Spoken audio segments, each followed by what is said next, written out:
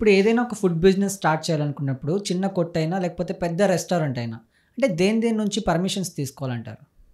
ఒకవేళ ఎవరైనా food business పెట్టాలి అనుకుంటే, అది చిన్నదైనా సరే, పెద్దదైనా సరే కంపల్సరీ కొన్ని లైసెన్స్ తీసుకోవాలి. అందులో ఫస్ట్ వచ్చేది ఏంటంటే ఎఫ్ఎస్ఎస్ఏఐ లైసెన్స్. అదేంటంటే ఫుడ్ సెక్యూరిటీ కాబట్టి, ఫుడ్ సెక్యూరిటీకి ఇచ్చే లైసెన్సెస్ కాబట్టి అది మెయిన్‌గా తీసుకోవాలి. సో, అది ఎట్లుంటది అంటే ఒకవేళ 12,00,000 లోపల ఉంటే గనక అంటే బిజినెస్ అనేది 12,00,000 లోపల తీసుకుంటే అది జనరల్ బేసిక్ లైసెన్స్ అనమాట. ఒకవేళ 12,00,000 నుంచి 20 క్రోర్స్ వరకు ఉంటే స్టేట్ లైసెన్స్ తీసుకోవాలి. ఒకవేళ బిజినెస్ 20 క్రోర్స్ అబోవ్ ఉంటే మాత్రం సెంట్రల్ లెవెల్ లైసెన్స్ అనేది తీసుకోవాలి. సో, ఎఫ్ఎస్ఎస్ఐ లైసెన్స్ అనేది మస్ట్. ఆ తర్వాత ఇంకోటి వచ్చేసి ఏంటంటే ట్రేడ్ లైసెన్స్ తీసుకోవాలి. ఎందుకంటే ఇందులో ట్రేడింగ్ ఉంటది కాబట్టి ట్రేడింగ్ లైసెన్స్ తీసుకోవాలి. దాంట్లో ఏంటంటే జనరల్ మున్సిపాలిటీ దగ్గరికెళ్ళి మీరున్న ఏరియాల మున్సిపాలిటీ దగ్గరికెళ్ళేసి ఆ లైసెన్స్ అనేది తీసుకోవచ్చు. షాప్స్ అండ్ ఎస్టాబ్లిష్‌మెంట్ లైసెన్స్ కూడా తీసుకోవాలి. ఎందుకంటే మీరు ఒక ఎస్టాబ్లిష్ చేస్తున్నారు. దానికి సంబంధించింది అంటే మీరు రెస్టారెంట్ పెడుతున్నారా? ఏం పెడుతున్నారా? దాన్ని బట్టి ఈ లైసెన్స్ కూడా తీసుకోవాలి. ఒకవేళ గనుక 40,00,000 అబోవ్ ఉందనుకోండి జీఎస్టీ కూడా రిజిస్ట్రేషన్ చేయించుకోవాలి. 40,00,000 అబోవ్ బిజినెస్ ఉంటే గనక. ఒకవేళ ఆల్కహాల్ కూడా ఇంక్లూడ్ అయిందంటే బార్ అండ్ రెస్టారెంట్స్ అట్లున్నాయంటే ఆల్కహాల్‌కి సంబంధించినది లైసెన్స్ కూడా తీసుకోవాలి. ఇది కాకుండా మెయిన్ ఏంటంటే ఫైర్ సేఫ్టీ సర్టిఫికేట్ చాలా మస్ట్. ఒకవేళ ఇన్ని లైసెన్స్ తీసుకొని ఫైర్ సేఫ్టీ కనుక తీసుకుంటే మాత్రం మీరు ఎనీ టైమ్ వచ్చేసి మీ లైసెన్స్ అనేది మీ మొత్తం food restaurant licence complete cancel చేసే ఛాన్సెస్ ఉన్నాయి. సో, ఫుడ్ సేఫ్టీతో పాటు ఫైర్ సేఫ్టీ కూడా కంపల్సరీ లైసెన్స్ తీసుకోవాలి.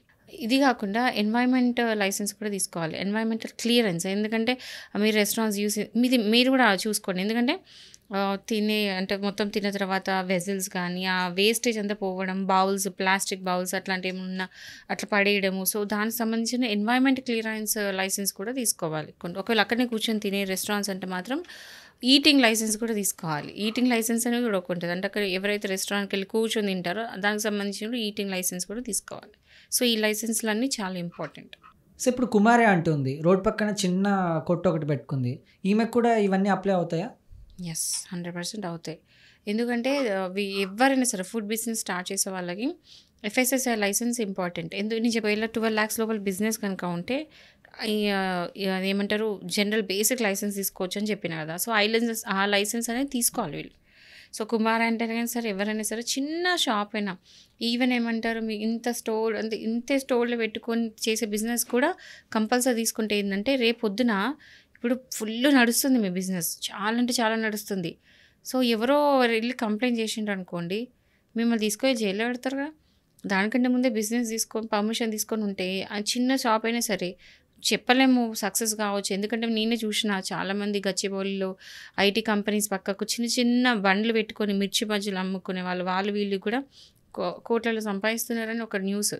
సో, అట్లాంటి వాళ్ళు ఇట్లాంటి పర్మిషన్స్ తీసుకుంటే ఏంటంటే ఫ్యూచర్‌లో వాళ్ళకి ఎట్లాంటి అడ్డంకులు అనేటివి ఉండవు కదా! బట్ రీసెంట్ డేస్‌లో చాలా ట్రెండింగ్ అయింది ఏంటంటే ట్రక్ బిజినెస్. ఒక బండిలో ఒక ట్రక్ లాంటిది పెట్టి రోడ్ పక్కన పెట్టుకొని సేల్ చేస్తుంటారు ఫుడ్ ఐటెమ్స్. సో, వీళ్ళకి కూడా ఇలాంటివన్నీ అంటే ఇలాంటివి తీసుకోవాల్సి వస్తుందా? వాళ్ళు కూడా తీసుకోవాలి. ఏదైనా సరే ఇప్పుడు ఫుడ్ బిజినెస్ అంటే తీసుకోవాలి. వీళ్ళు కూడా ఎఫ్ఎస్ఎస్ఐ తీసుకోవాలి. ట్రేడింగ్ కూడా తీసుకోవాలి. ఇవన్నీ తీసుకోవాలి. బట్ వీళ్ళకి ఎప్పటికైనా కాంప్లికేటెడ్ ప్రాబ్లమ్ అవుతది. ఎందుకంటే ఒక ప్లేస్‌లో స్టిక్ ఆన్ అయ్యి ఉండరు. సో, ఒకవేళ ట్రాఫిక్ పోలీసులో లేతే ఎవరో కంప్లెయింట్ ఇచ్చిండ్రో ఏదో వచ్చి వాళ్ళు తనిఖీ అదంతా చేస్తే ప్రాబ్లమ్ అయితే వాళ్ళు ఆ స్పాట్ నుంచి మళ్ళీ ఇంకో స్పాట్ మార్చుకోవాలి. సో, ఫిక్స్డ్ ఉండదు. ఇష్యూస్ ఉంటాయి. కానీ బట్ స్టిల్ వాళ్ళు ఎఫ్ఎస్ఎస్ఐ లైసెన్స్ అయితే తీసుకోవాలి వీళ్ళు కూడా. ఓకే. ఇప్పుడు పానీపూరి కొట్టు ఉంది. జస్ట్ చిన్న ఒక బండి తీసుకొచ్చి వాడు రోడ్ పక్కన పెడతాడు. వీడికి కూడా అంటే సేమ్ వర్తిస్తుందా? యాస్ పర్ రూల్స్ అయితే తీసుకోవాలి. బట్ మాక్సిమం వీళ్ళు తీసుకోరు. యాస్ పర్ రూల్ అయితే తీసుకోవాలి. ఓకే. Thank you ma'am.